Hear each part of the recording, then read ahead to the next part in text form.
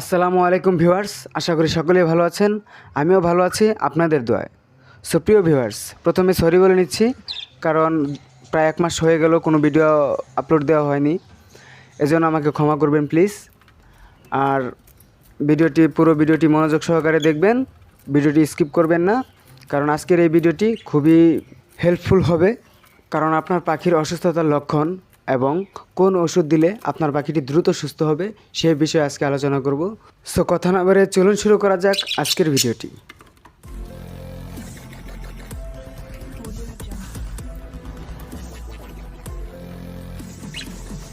Welcome back to প্রিয় viewers.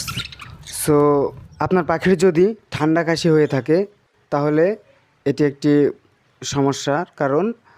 আর এই ঠান্ডা কাশি যদি আপনার পাখির হয়ে থাকে তাহলে অ্যাডোবাস এই ওষুধটি আপনি ট্রাই করতে পারেন, এবং যদি সাথে নাক দিয়ে পানি পড়ে তাহলে রোস্টক্স এই ওষুধটি আপনি ব্যবহার করবেন।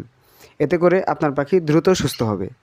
আরেকটি কথা না বলেই নয়, এই ওষুধটি শুধু কোনো একটি পাখির কাজ করবে না, এই ওষুধটি আপনার কাজ করবে টিয়া, তারপর বাজিগার, আপনার কোকাটেল, লাভবার্ড এই ধরনের পাখির কাজ করবে। দ্বিতীয়ত, আপনার পাখির অ্যাক্টিভিটি ফলো করুন।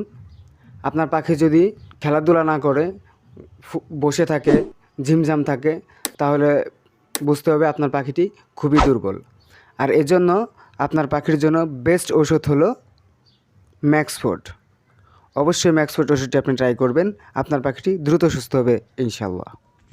ভিডিওটি যদি ভালো লাগে থাকে অবশ্যই একটি লাইক দিয়ে যাবেন, আর এখনও যারা চ্যানেলটি সাবস্ক্রাইব করেনি চ্যানেলটি সাবস্ক্রাইব করে পাশে থাকা বেল বাটনটি প্রেস করে দিন। আর যারা অলরেডি সাবস্ক্রাইব করেছেন তাদেরকে জানাই অসংখ্য ধন্যবাদ। দেখা হবে নেক্সট ভিডিওতে।